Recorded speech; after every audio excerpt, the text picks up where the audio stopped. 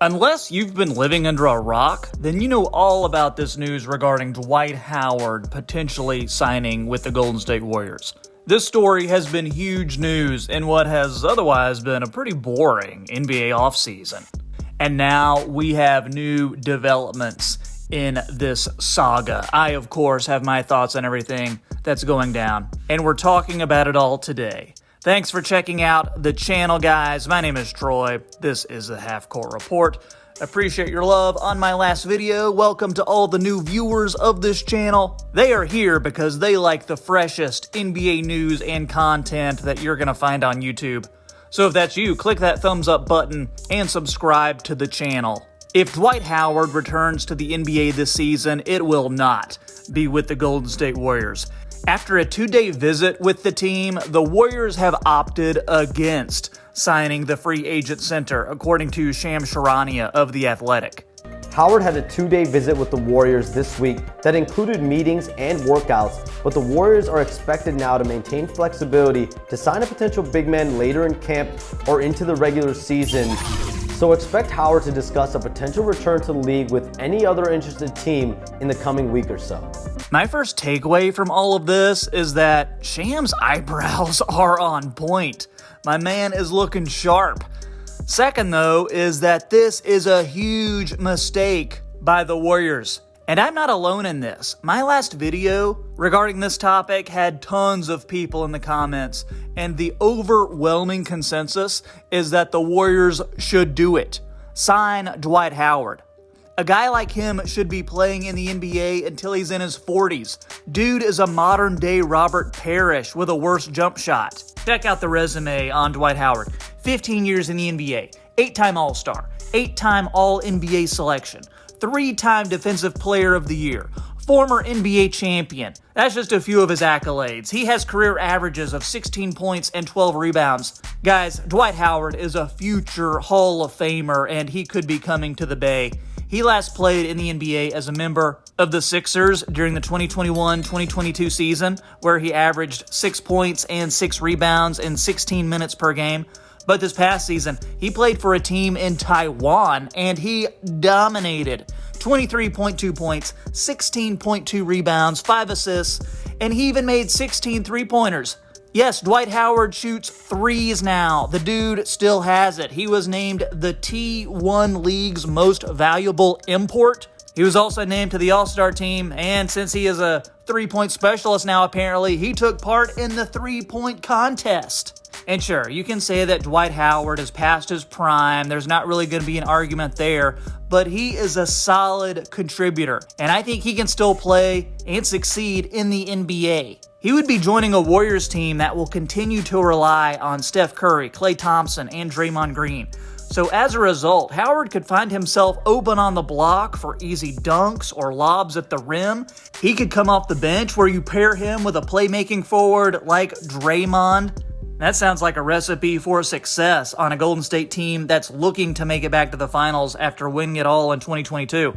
Dwight Howard's high defensive IQ and size could give the Warriors center depth that they've needed for the last 2 seasons.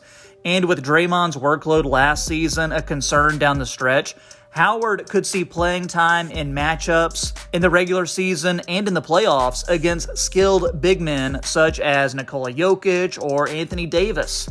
Always good to have an extra body when you're going against those types of guys. Not only can Howard be another defensive look for Golden State to throw out there, his presence can help the team manage Draymond and Kevon Looney's minutes throughout the season. They could have used someone like Dwight last year when Draymond's little injuries were piling up as he played nearly every game in a tough postseason push. The Warriors are continually considering adding a big in the buyout market for some relief, and I think Howard could be the answer to that. He plays similar to Kevon Looney, a smart defender in the post and a rebounder. He can set screens, he can score. If he accepts a non-guaranteed deal like he did with the Lakers a few years ago, it gives the team the option to trade or waive Howard at no cost. If you ask me, it's an easy decision. The Warriors have Looney as their starting center already and Draymond as their small ball backup. Then they also have Dario Saric giving some useful front court depth. but that still doesn't feel like enough. There are several people in the Warriors organization who believe a player like Dwight Howard could come in, muscle the opposition, grab a few rebounds, commit some fouls on certain nights, and in certain matchups would really help in rounding out this roster. Among the available free agent candidates, Dwight has the most upside. It was reported that Dwight had finished a 2-day interview process with the Warriors and that the team's veterans had signed off on working with him, and they were excited to have him on the team. There was even talk that he was headed to LA to work out with Chris Paul and Draymond. Instead, the Warriors are going in a completely different direction. The Athletic's Anthony Slater reported that the team is more interested in wing depth, which suggests they're happy with the big men they currently have on their roster. Incoming rookie Trace Jackson-Davis has even opened eyes during recent workouts at the team's facility, and the Warriors are now expected to, quote, maintain flexibility and potentially sign a big man in camp or during the regular season. And you know who I think that big man will be? Warriors' new two-way prospect, Usman Garuba. This player the Warriors just signed was a first-round draft pick just 2 seasons ago. He's one of the best young defenders in the league, and he was previously on a team that had no idea how to use him. He went to the Houston Rockets, and if we're being honest, he was glued to the bench most of his rookie year. Last year, in his second season, he actually played in 75 games, averaging 13 minutes per game. So it was still a lot of time on the bench for Usman, but Houston had so many young guys on the team to develop that Garuba just got lost in a numbers game.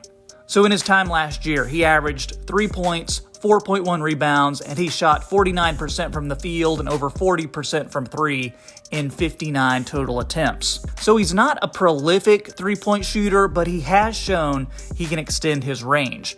And while he could never permanently crack the Rockets' rotation, he made the most of his minutes in playing with high energy, crashing the glass, and making smart decisions on the floor.